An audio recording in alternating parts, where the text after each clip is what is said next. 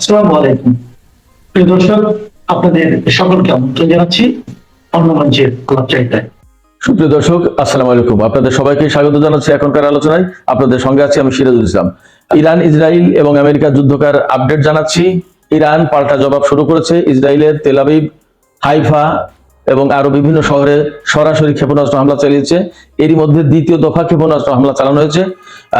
এর ভেতরে আমেরিকার বিভিন্ন ঘাঁটিতে ইরান ক্ষেপণাস্ত্র হামলা চালিয়েছে। বাহরাইনে আমেরিকার পঞ্চম নৌবহরের ঘাঁটি রয়েছে, সেই ঘাঁটিতে ডাইরেক্ট হিট করেছে। সৌদি আরবের রাজধানী রিয়াদের ঘাঁটিতে হামলা করেছে। তারপরে সংযুক্ত আরব আমিরাতে হামলা করেছে, ইরাকের ঘাঁটিতে হামলা করেছে। এবং এর ভিতরে সবচেয়ে বড় খবর সর্বশেষ যেটা পেলাম, মার্কিন এয়ারক্রাফট ক্যারিয়ার আব্রাহাম লিঙ্কনে সমন্বিত কোঅর্ডিনেটেড অ্যাটাক করেছে ইরান। কোঅর্ডিনেটেড অ্যাটাক মানে আমি যা মনে করছি যে ড্রোন, বিমান এবং ক্ষেপণাস্ত্র হামলা একসাথে 3 রকমের হামলা মনে হয় করেছে। আব্রাহাম লিঙ্কনে হামলা করেছে, তার মানে মধ্যপ্রাচ্যে আমেরিকার যত ঘাঁটি, যত জাহাজ আছে, সমস্ত সবকিছু এখন আলটিমেটলি ইরানি টার্গেটে পরিণত হয়েছে এবং সব জায়গায় হামলা করছে। এর ভিতরে কুয়েতে হামলা করেছে, মানে মধ্যপ্রাচ্যের যত জায়গায় ঘাঁটি আছে তার সব জায়গায় এখন হামলা শুরু হয়ে গেছে। সব জায়গায় হামলা করেছে এবং প্রত্যেকটা জায়গায়। এর ভিতরে বাহরাইনের যে পঞ্চম নৌবহরের ঘাঁটি মার্কিন, সেখানে 2-3 দফা হামলা এরই মধ্যে হয়ে গেছে। এবং ইসরায়েলে যে হামলা করেছে, আমি যতদূর খবর পেয়েছি হয়তো এতক্ষণ 3rd ব্যাচ 4th ব্যাচ চলে যেতে পারে। 2nd ব্যাচ গিয়েছিল আমি যখন কথা বলছি। তো এর ভিতরে যা জানা যাচ্ছে সেটা হচ্ছে ইসরায়েলে ইরান এমন কিছু ক্ষেপণাস্ত্র ব্যবহার করেছে যা এর আগে কখনো কোথাও ব্যবহার করেনি। লেটেস্ট প্রযুক্তির অত্যন্ত গতিসম্পন্ন এবং অত্যন্ত ধ্বংসাত্মক ক্ষমতা আছে এরকম একটা খবর, এরকম ক্ষেপণাস্ত্র ব্যবহার করেছে। আরো খবর আছে আমার কাছে, সে খবর হচ্ছে যে ইরান এরই মধ্যে রাষ্ট্রীয় জরুরি অবস্থা ঘোষণা করেছে, সামরিক আইন জারি করেছে।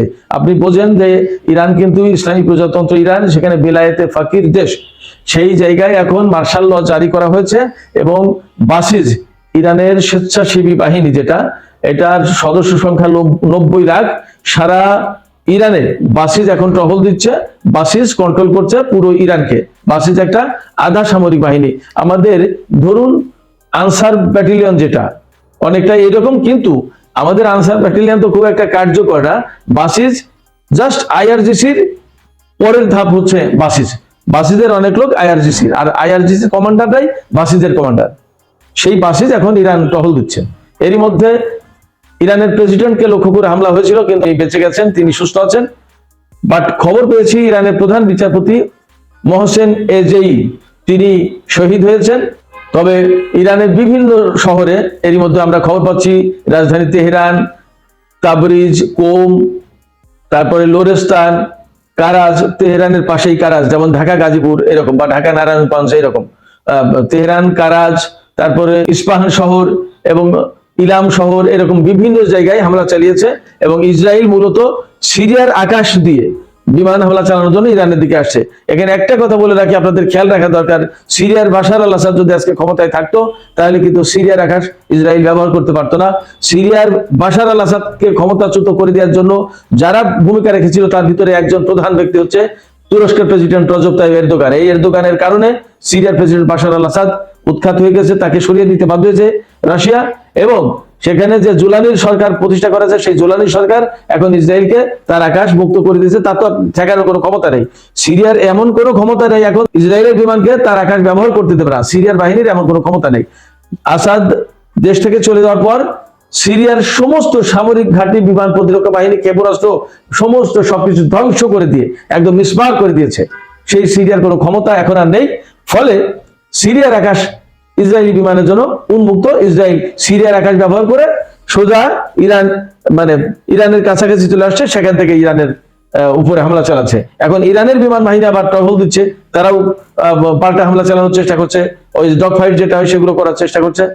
একটা কথা বলে রাখি, এখানে খুব পরিষ্কার যে ইরান এই যুদ্ধ শুরু করেছে, এই মানে ইরানের পক্ষ থেকে যেভাবে ঘোষণা দেওয়া হয়েছে বা যেভাবে বলা হচ্ছে যে এই যুদ্ধ ইসরায়েল এবং আমেরিকা শুরু করেছে। ইরান বলেছে যে যুদ্ধ তোমরা শুরু করেছো, যুদ্ধ আমরা শেষ করব, তোমাদের কথায় যুদ্ধ বিরতি হবে না, যুদ্ধ শেষ হবে না, এবং ইরান ইসরায়েলকে তামা তামা করে দেবে, এইরকম একটা মনোভাব নিয়েই পাল্টা জবাব শুরু করেছে।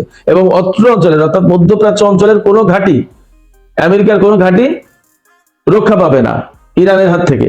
এবং এরই মধ্যে আমি তো বললাম যে খবর পেলাম আব্রাহাম লিঙ্কনের উপরে হামলা চালিয়েছে, সমন্বিত হামলাটা কতদূর মানে কার্যকর হয়েছে, সফল হয়েছে কিনা এখনো পুরোপুরি খবর পাইনি, মাত্র আমি খবর পেলাম।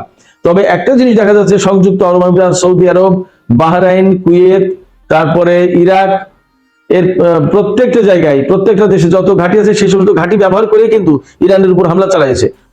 অতএব ওই সমস্ত দেশের ঘাঁটিতে হামলা চালিয়েছে ইরান, পাল্টা হামলা চালিয়েছে।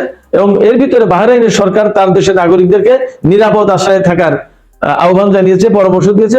আমি জানি না তাদের ইসরায়েলের মতো শেল্টার আছে কিনা। যদি শেল্টার না থাকে তাহলে দেশের নাগরিকরা আপাতত অনিরাপদ হয়ে যাবে, এটা ঠিক।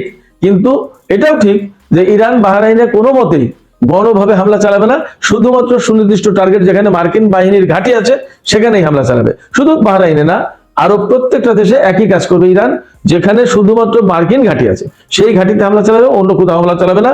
বেসামরিক জনগণের উপরে ক্ষয়ক্ষতি করবে না, এবং কোনো দেশের বিরুদ্ধে যুদ্ধ ইরান করছে না, যুদ্ধটা করছে মার্কিন ঘাঁটির বিরুদ্ধে। যেহেতু আমেরিকা হামলা চালিয়েছে, অতএব মধ্যপ্রাচ্য অঞ্চলে আমেরিকার যে সমস্ত ঘাঁটি রয়েছে, যে সমস্ত স্বার্থ রয়েছে, সেই জায়গায় আঘাত আনার চেষ্টা করবে ইরান। আরো কিছু তথ্য আমি আপনাদেরকে জানাই। এরই মধ্যে ইয়েমেনের হুতি যোদ্ধারা ইসরায়েলের বিরুদ্ধে ক্ষেপণাস্ত্র হামলা শুরু করেছে। লেবাননের হিজবুল্লাহর উপর হামলা চালিয়েছে ইসরায়েল। ফলে আমি আশঙ্কা করছি বা ধারণা করছি যে এতক্ষণ হয়তো ইসরায়েল লক্ষ্য করে হিজবুল্লাহ হামলা শুরু করেছে। ও এর ভিতরে আরেকটা খবর আছে, ইসরায়েলের বিমান ইরাকের যে ইরানপন্থী যে যোদ্ধা গোষ্ঠী রয়েছে তাদের বিরুদ্ধে হামলা চালিয়েছে ইসরায়েলি যুদ্ধ বিমান। সেক্ষেত্রে ইরাক কিন্তু আলটিমেটলি এই যুদ্ধে জড়িয়ে যাবে। অন্তত ইরাক সরকার যদি যুদ্ধে নাও জড়ায়, তাহলেও ইরাকের যে বিশাল বাহিনী রয়েছে, যুদ্ধ করার বাহিনী, দায়েশ বিরোধী লড়াই করেছিল এরা, এবং এদেরকে মূলত সাপোর্ট দেয় ইরান, টেকনোলজি দিয়ে, লজিস্টিক্যাল সাপোর্ট, আর্মস দিয়ে, প্রশিক্ষণ দিয়ে। এবং আমরা কিছুদিন আগে এ খবর পেয়েছিলাম যে ইরাকের ভেতরে টানেল করে নিয়ে গিয়ে সেখানেও মিসাইল সিটি গড়ে তুলেছে ইরান। সেক্ষেত্রে ইরাক থেকেও যে একটা বড় রকমের পাল্টা যুদ্ধ, পাল্টা হামলা শুরু হবে, এতেও কোনো সন্দেহ নেই। এইভাবেই চলছে। তুরস্কের ইনজারলিক বিমান ঘাঁটি হচ্ছে বিরাট বড় ঘাঁটি, সেখানে পরমাণু বোমা আছে আমেরিকার। সেই জায়গায় হামলা করেছে কিনা সেটা একটা ব্যাপার। অর্থাৎ ইরান তুরস্কের সেই মার্কিন ঘাঁটিতে হামলা করেছে কিনা আমরা এখনো খবর পাইনি। তবে আমরা যা বুঝলাম, মধ্যপ্রাচ্যের যত জায়গায় ঘাঁটি আছে তার প্রত্যেকটা জায়গায় ইরান হামলা চালিয়েছে। এবং এরই মধ্যে আমরা হাইফা, তেল আবিব থেকে শুরু করে বিভিন্ন জায়গায় ব্যাপক মানে ধোঁয়ার কুণ্ডলি উঠতে দেখেছে, এবং সেই সমস্ত জায়গায় ইরানি ক্ষেপণাস্ত্র একেবারে ডাইরেক্ট হিট করেছে, এতে কোনো সন্দেহ নেই। হিটগুলো মোটামুটি সফল বলেই জানা যাচ্ছে। আমি একটু আগে বাংলাদেশের একটা মানে ইরানি কানেক্টেড একটা সূত্র থেকে খবর পেলাম যে কিছুক্ষণের ভেতরেই ইরানের সর্বোচ্চ নেতা জাতির উদ্দেশ্যে ভাষণ দেবেন। সম্ভবত তিনি সরাসরি যুদ্ধ ডিক্লেয়ার করবেন মনে হচ্ছে। এইটুকু খবর জেনেছি যে ইরানের সর্বোচ্চ নেতা সুস্থ আছেন, স্বাভাবিক আছেন। তো সুপ্রিয় দর্শক, ইরান এই হামলার নাম দিয়েছে ফাত্তাহে খাইবার, অর্থাৎ খাইবার বিজয়। আর ইরানের পক্ষ থেকে ইসরায়েলের উদ্দেশ্যে, ইসরায়েলি নাগরিকদের উদ্দেশ্যে হিব্রু ভাষায় মেসেজ পাঠানো হয়েছে যে জাস্ট ফ্লি, অর্থাৎ পালিয়ে যাও, শুধু পালাও। আর এরই মধ্যে সর্বশেষ খবর হচ্ছে যে সংযুক্ত আরব আমিরাতের দুবাই এবং আবুধাবিতে হামলা চালিয়েছে ইরান, এবং কাতারে নেক্সট হামলা চালাতে যাচ্ছে। কাতারের আল উদেইদ ঘাঁটিতে হামলা চালাতে পারে। তার মানে এই সমস্ত হামলার মূল উদ্দেশ্য হচ্ছে যে এই সমস্ত ঘাঁটি ব্যবহার করে যাতে আমেরিকান সেনারা ইরানে হামলা চালাতে না পারে, কোন দেশের বিরুদ্ধে হামলা নয়। ইরানের পক্ষ থেকে আরেকটা কথা বলা হয়েছে, সেটা হচ্ছে এই যে বিশ্ব জেনে রাখুক, যুদ্ধ আমরা শুরু করিনি, যুদ্ধ তারা শুরু করেছে, যুদ্ধ আমরা শেষ করবো, এইভাবেই বলা হচ্ছে। তো এখন আমরা দেখি পরিস্থিতি কোথায় যায়, কত দূরে যায়। তবে একথা ঠিক যেটি মারাত্মক রকমের একটা আঞ্চলিক যুদ্ধ শুরু হতে যাচ্ছে, অলরেডি শুরু হয়েছে, এবং ইরান এটাকে চূড়ান্ত যুদ্ধ অর্থাৎ সিদ্ধান্তমূলক যুদ্ধ করবে। অর্থাৎ মধ্যপ্রাচ্যে ইসরায়েলের অবস্থান থাকবে কিনা, মধ্যপ্রাচ্যে আমেরিকার অবস্থান থাকবে কিনা, এটাই ইরানের পক্ষ থেকে ডিসিশন হবে এই যুদ্ধের ভেতর দিয়ে। আর ইসরায়েল এবং আমেরিকা যে ডিসিশন নিতে যাচ্ছে সেটা হচ্ছে যে ইরানে ইসলামী সরকার থাকবে কি থাকবে না। ডোনাল্ড ট্রাম্প পরিষ্কার করে ঘোষণা করেছেন যে আমরা 47 বছরের একটা বাজে, দুষ্টু, খারাপ, শয়তান এই রকমের একটা সরকার দেখে আসছি, ইসলামী সরকার। এই সরকারকে আমরা উৎখাত করে দেবো, এবং সেই যুদ্ধ আমরা শুরু করেছি। ফলে চূড়ান্ত যুদ্ধ হতে যাচ্ছে। এবং আমি আরেকটা কথা বলে আজকের আলোচনা শেষ করি, এখনকার আলোচনা শেষ করি। সেটা হচ্ছে ইরান পরিষ্কার করে বলেছে যে যেহেতু এটা আঞ্চলিক যুদ্ধ শুরু হবে, সেক্ষেত্রে এই আঞ্চলিক যুদ্ধ যে বিশ্বযুদ্ধে পরিণত হবে না তার নিশ্চয়তা নেই। এরই মধ্যে আমরা খবর পাচ্ছি যে চীন থেকে ইরান আরো বিভিন্ন ধরনের ক্ষেপণাস্ত্র DF-17, যেটা মারাত্মক রকমের ভয়ঙ্কর ক্ষেপণাস্ত্র, সেই ক্ষেপণাস্ত্র পেতে যাচ্ছে চীন, ইরানকে দেবে, এভাবে একদম অলরেডি চুক্তি হয়েছে, দেওয়া শুরু হয়তো করেছে। আরো বেশ কিছু ক্ষেপণাস্ত্র প্রতিরক্ষা ব্যবস্থা এবং ড্রোন পাচ্ছে ইরান চীন থেকে। সেক্ষেত্রে যুদ্ধটা ভয়ঙ্কর রকমের একটা যুদ্ধ হতে যাচ্ছে এবং আমি আশঙ্কা করছি এই যুদ্ধ তৃতীয় বিশ্বযুদ্ধেও রূপ নিতে পারে। সুপ্রিয় দর্শক, এখনকার আলোচনা এখানে শেষ করব। আপনারা লাইক কমেন্ট করবেন এবং ভিডিও শেয়ার করবেন আর সাবস্ক্রাইব করে পাশে থাকেন। আমি আপনাদেরকে কথা দিচ্ছি, টাইম টু টাইম ইনশাল্লাহ এই চ্যানেলে, টক উইথ সিরাজ এই চ্যানেলে আপনাদেরকে মধ্যপ্রাচ্যের বা ইরান ইসরায়েল আমেরিকা যুদ্ধের সর্বশেষ খবর আপডেট আমি আপনাদেরকে টাইম টু টাইম ইনশাল্লাহ জানাবো। সবাই ভালো থাকবেন, আল্লাহ হাফেজ।